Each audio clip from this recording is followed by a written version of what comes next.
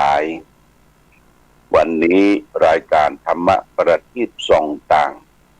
ก็ได้มาพบปะกับพ่อแม่พี่น้องศรัทธาสาธุชนญาติโยมแห่งครั้งหนึ่งวันนี้เป็นวันพฤหัสบดีที่16เดือนกุมภาพันธ์ซึ่งตรงกับเดือน5เหนือเดือน3ใต้แรม11ค่ำญาติโยม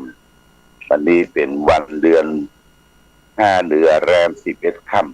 ำอากาศท้องถิ่นตอนนี้ก็ขมุกขมัวญาติโยมนะ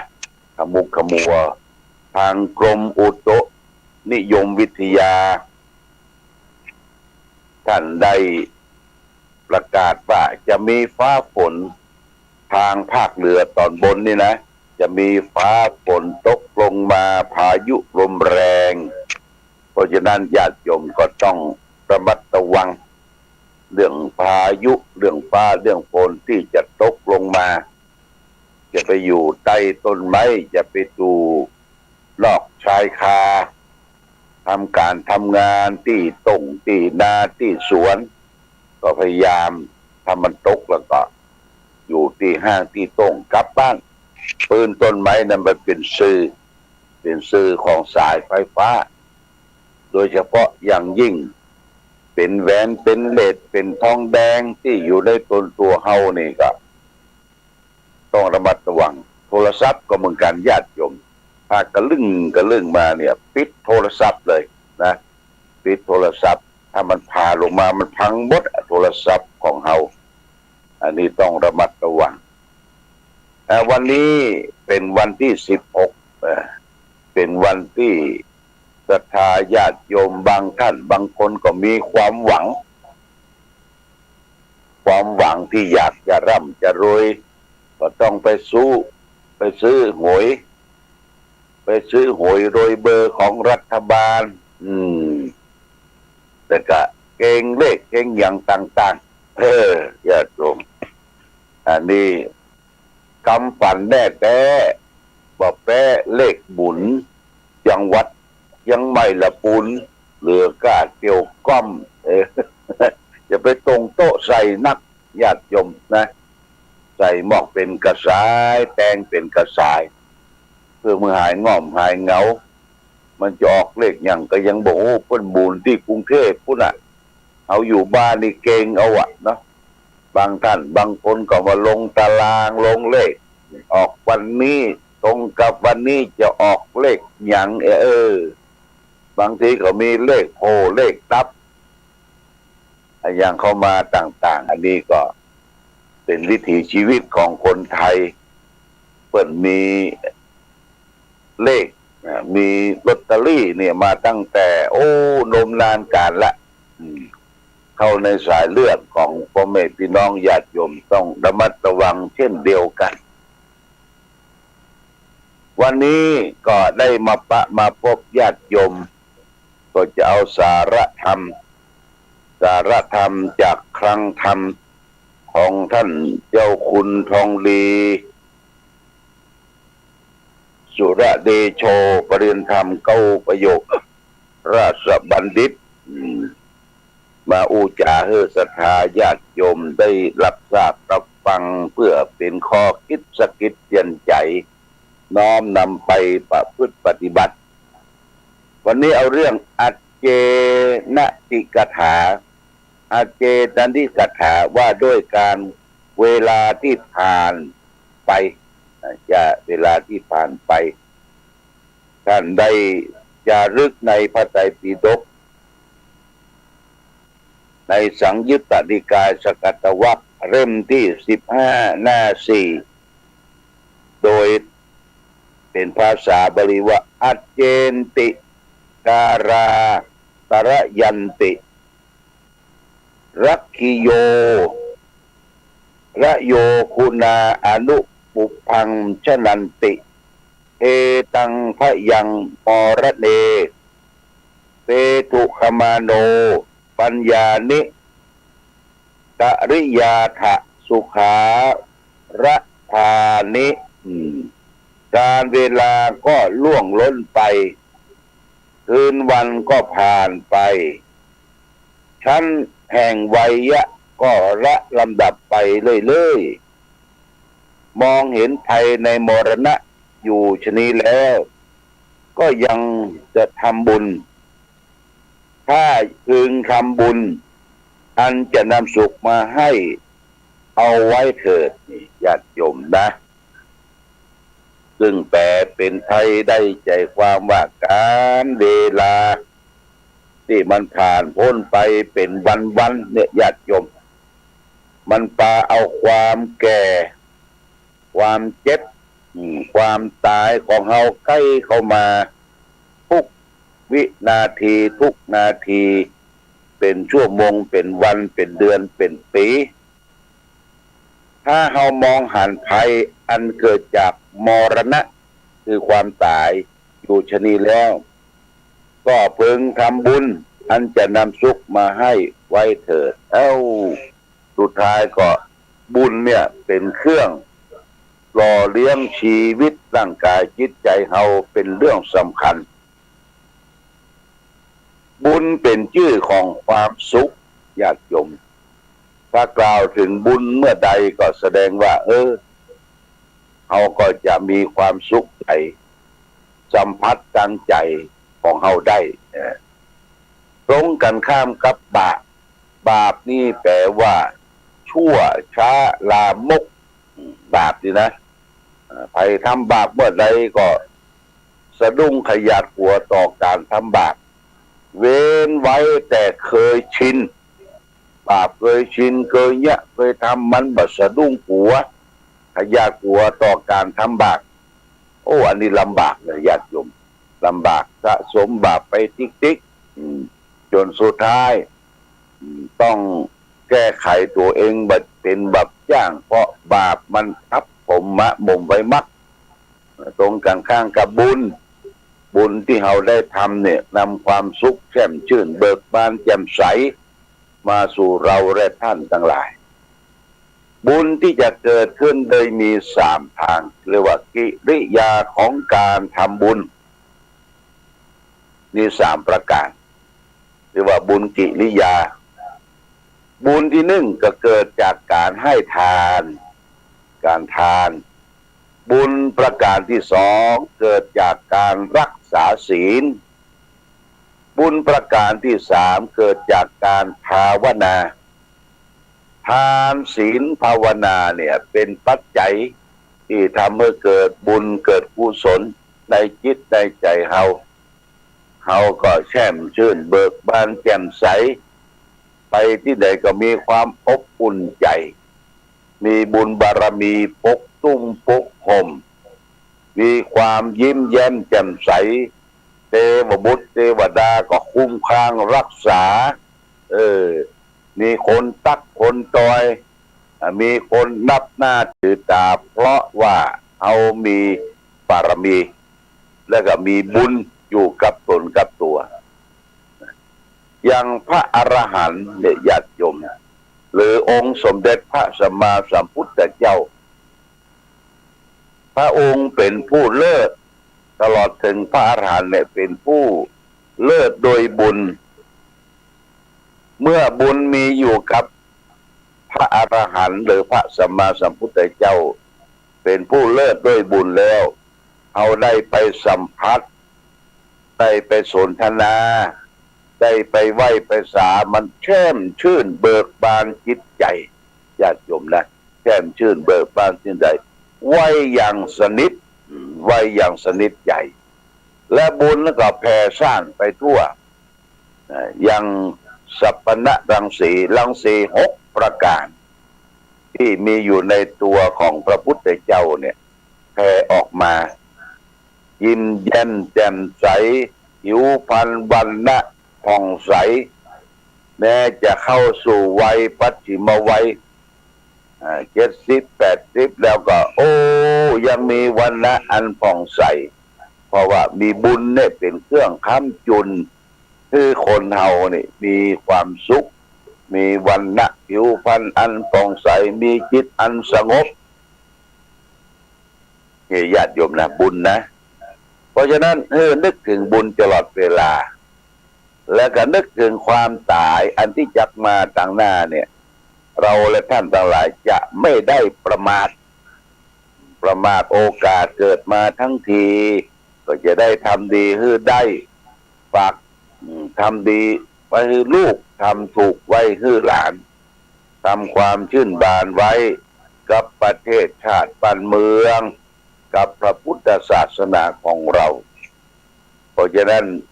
บุญที่ติดตามตนตัวเอาไปทุกที่ทุกแห่งทุกหนทุกอนูเวลาจะเจ็บมาได้เจ็บเวลาจะได้ป่วยมาได้ป่วยเวลาไปหกล้มหรือว่าไปพะเลิศพะถูเอาบาเจ็บมาเป็นอย่างโอ้เป็นหน้าบุญนะญาติบุญแตะว่าบุญแตะ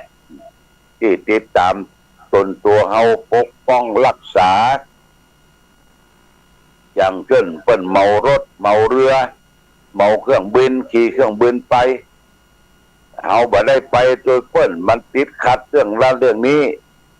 รถไปประสบอุบัติเหตุเครื่องบินมันตกเรือมันล่มเอาก็ว่าบุญแตะบุญแตะบ่ได้ไปโดยเปิ้นบ่ได้เจ็บบ่ได้เป็นบ่ได้ตายเนี่ยญาติโยมท่านทั้งหลายเพราะฉะนั้นบุญนี้จะเป็นเครื่องหล่อเลี้ยงชีวิตของเรามีบุญแล้วก็รักษาบุญไว้จะไปให้บุญมันเสื่อมจะไปให้บุญมันเสียจะไปให้บุญมันหมดบุญมันเสียมันหมดมันเสื่อมอย่างทำอุณหสวิจัยสูตรมีเทวดาตนหนึ่งไปหั่นใส่เทวบุตรตนหนึ่งลักษณะบุญมดเทวบุตรตัวเนี้ยบุญมดลักษณะบุญมดในสวรรค์นี่เทวบุตรเทวดาก็มดเหมือนกันนะญาติโยมถ้าบารมีบ่สร้างต่อกินบุญเก่าอีนะบุญหมดได้เทวดาลักษณะบุญมดนั้นมันเป็นจะได้ญาติโยมหนึ่งดอกไม้ที่บูชาเทวดามันจุ่มมันเย็นมันมองใดนะมันจุ่มอกจุ่มใจทีนี้ดอกไม้ทั้งหลายทั้งปวงน่ะมันเหี่ยวแห้งลดหล่นไปว่าญาติโยมนะเนี่ยมันเหี่ยวแห้งลดหล่นไปเพราะฉะนั้นเราจะบูชาพระนี่ก็ต้องหาดอกไม้สดงามโดยสดโดยจิตพิสดารไปบูชาแล้วก็มีรสหอมตัวนี่เป็นการสร้างสมบุญเพิ่มบุญเก่ามันทวีคูณยิ่งขึ้นไปหนึ่งดอกไม้เทวดาม้าเหนียวแห้งสองเงื่อไขญาติโยม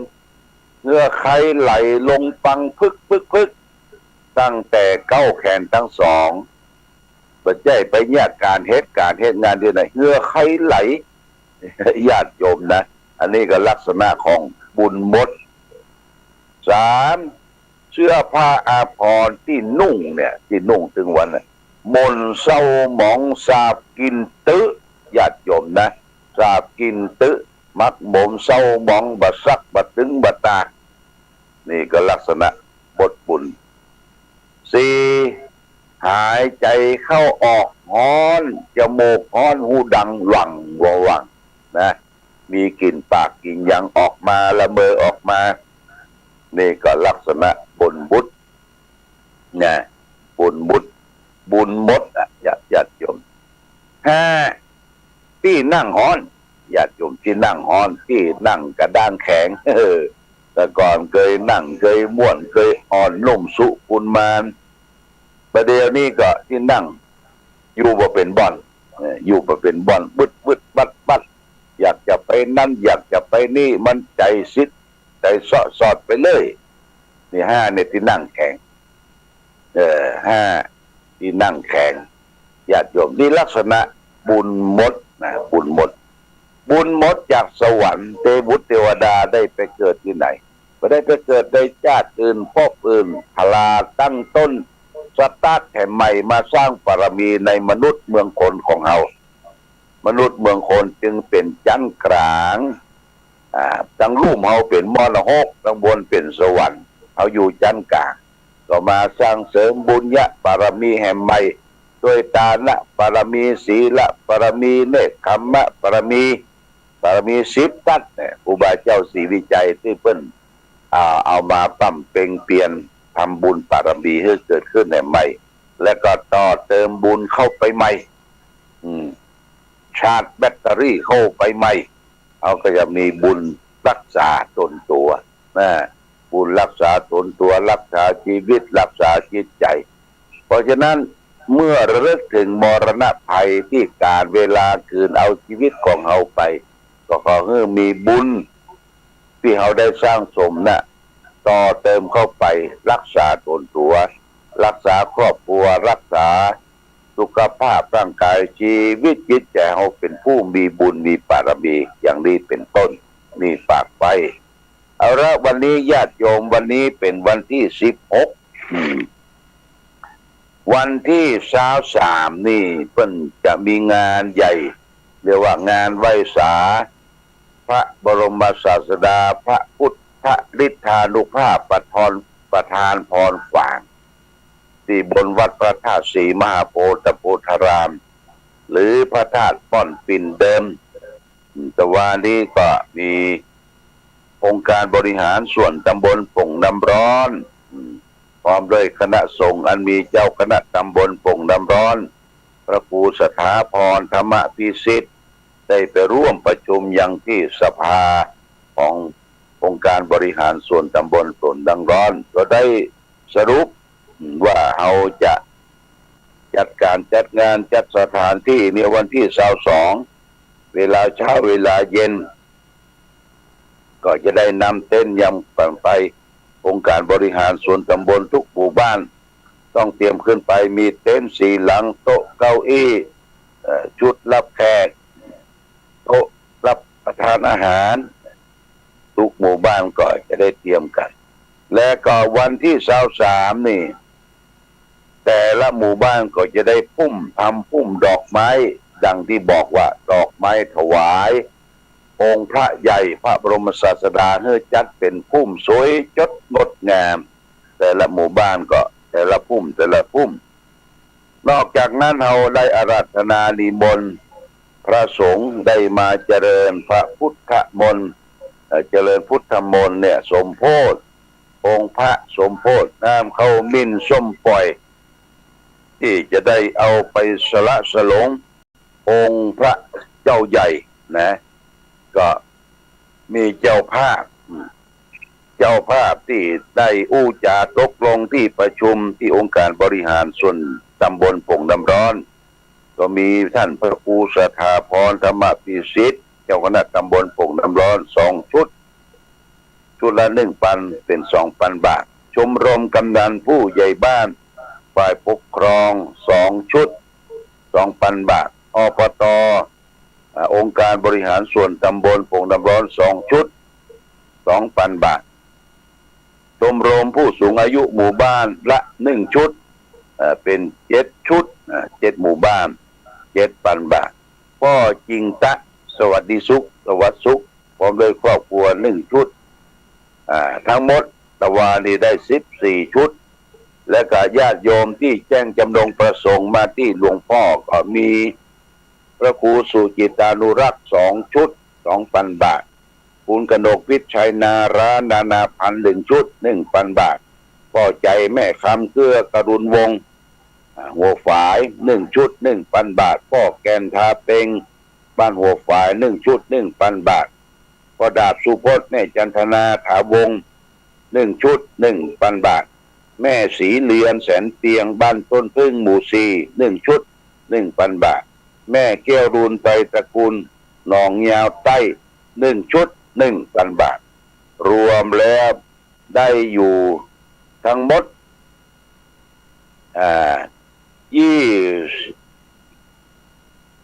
ได้อยู่6ได้20ชุดละญาติโยมจะเหลือประมาณสัก10 กว่าชุดนะสังฆทานที่จะสมโภชองค์พระเจ้าใหญ่ในวันที่23ก็เหลือประมาณสัก15 ชุดนะก็แจ้งจำนงประสงค์ถ้าเป็นเจ้าภาพได้ จึงขออนุโมทนากับญาติโยมท่านสาธุชนที่ได้ร่วมแรงร่วมใจทำบุญสุนทานเป็นประจำปีในการที่เขาจะได้ส่งน้ำพระพุทธรูปที่ทาลูกภาพพระเจ้าใหญ่ประจำเมืองฝางและก็ถวายพุ่มดอกไม้มาณโอกาสนี้โดยเอาละวันนี้ญาติโยมท่านสาธุชนก็คึมๆนะฝนทำท่าจะตกก็ต้องระมัดระวังเรื่องฟ้าฝนลมแรงก็มาอู้ในช่วงสุดท้ายขอญาติโยมท่านสาธุชนทั้งหลายจงได้มีความสุขมีความเจริญนะมีความรุ่งเรืองวัฒนาถาวรทำจิตใจให้เบิกบานแจ่มใสต่อสู้กับทุกสิ่งทุกอย่างโดยใจสงบเยือกเย็นสุขุมคำพิรภาพมีบุญกุศลค้ำจูตนเหมือนกันทุกท่านทุกคนรายการธรรมะประทีปส่องต่างต้องขอลาก่อนขอผู้ฟังจงตั้งมั่นจิตหันษาด้วยธรรมะขององค์พระพุทธาได้นำพาให้เกิดความสุขสงบเย็นขอเจริญพร